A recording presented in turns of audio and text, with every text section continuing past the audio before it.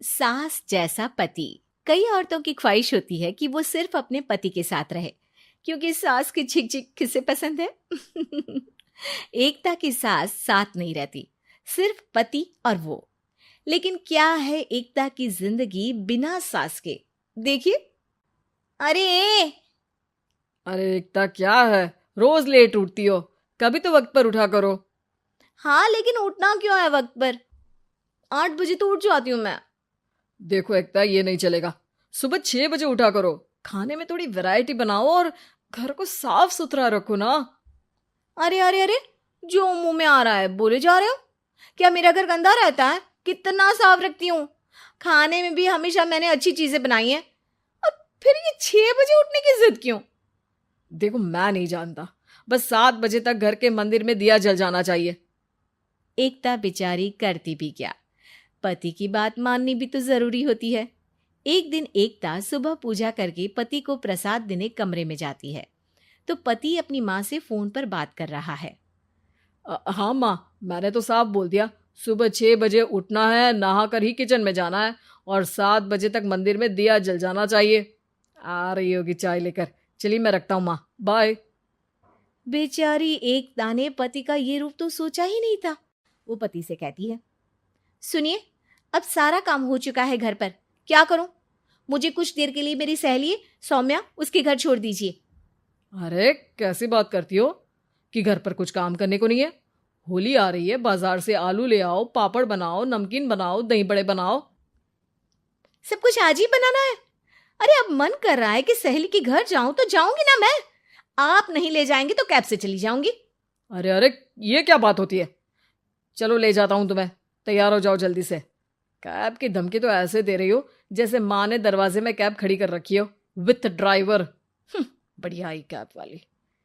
हाय रे एकता की किस्मत। वो सोचती है कि सास साथ नहीं है, लेकिन पति के हाव भाव किसी अक्कड़ू सास से कम ही नहीं है। पति एकता को सहेली के घर छोड़कर कहता है, अच्छा सुनो, वक्त पर घर चली जाना और शाम को गर्मा गर्म पुलाव खाऊंगा मैं। बनाकर पहले ही मत रख देना। और हाँ, रायता भी बना लेना। हाँ जी हाँ, फिलहाल क्या मैं अंदर जा सकती हूँ? नाश्ता पेट भर करा दिया, दोपहर का खाना भी पैक कर दिया। पहले जो खाया है उसे तो पचा लो, दिन का खा लो, अभी से रात के खाने की चिंता में बाल न जल जाए कहीं।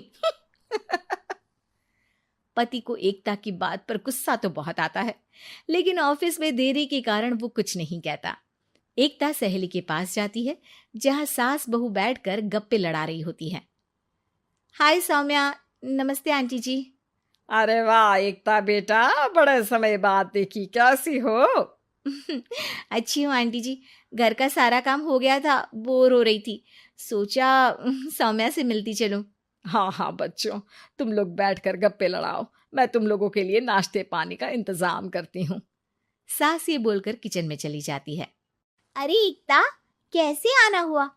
थोड़ी परेशान सी भी लग रही है, सब ठीक तो है ना? अरे यार, कहाँ ठीक हूँ। ना सोने मिलता है, ना अपने मन का कोई काम करने मिलता है।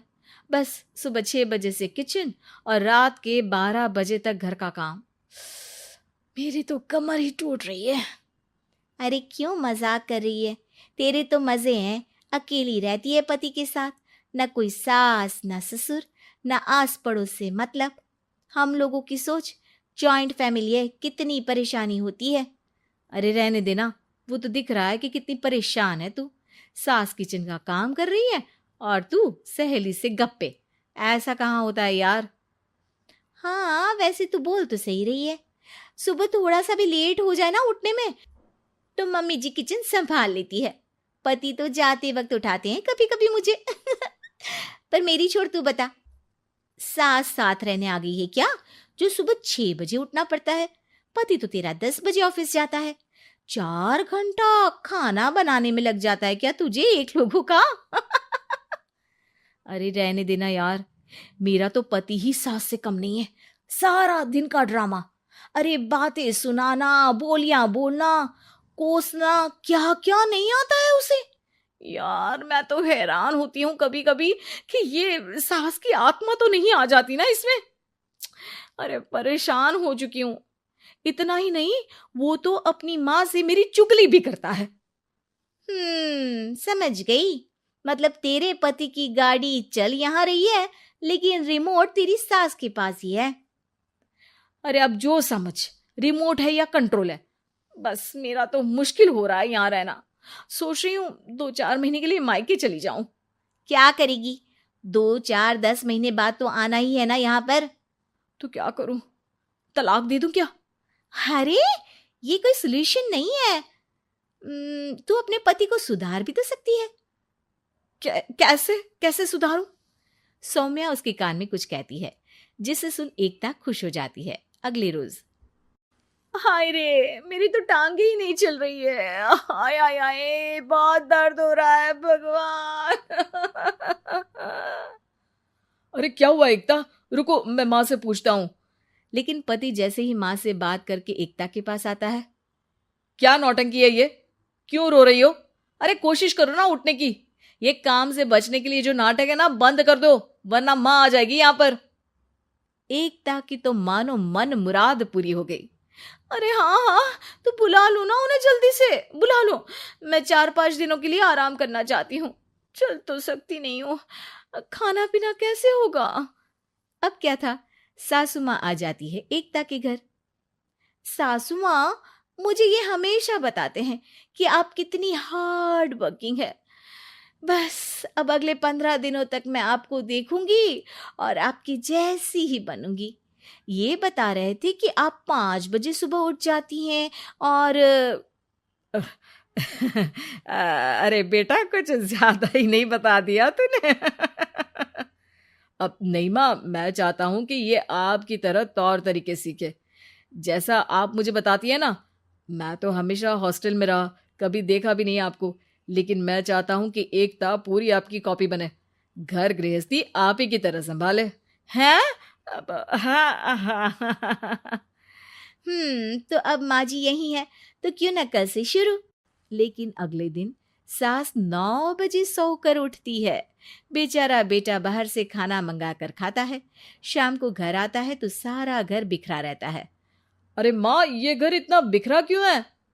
अरे वो बेटा, आज वक्त ही नहीं मिला किचन से।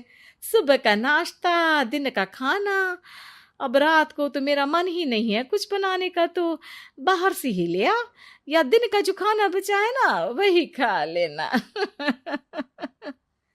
ओ माँ, इससे अच्छा तो एकता घर रखती है, भले ही आराम आराम से काम करती है, लेकिन आज तक मुझे बासी खाना नहीं खिलाया। खुद तो तुम 9 बजे उठी हो, वो तो फिर भी 8 बजे उठती थी। अरे बेटा, मेरे बस की नहीं है 8 बजे उठना, वो तो ना मैं झूठ बोल रही थी। मैं तो चली अपने घर। अरे कम से कम तेरे पापा मुझे सुबह की चाय खुद तो बना कर देते हैं ना। ना जी ना, मुझे नहीं रहना अपने बेटे के पास। ये बोलकर सासू माँ चली जाती है अपने घर और एकता की लाइफ फिर से सेट हो जाती है बहुत अच्छी तरह।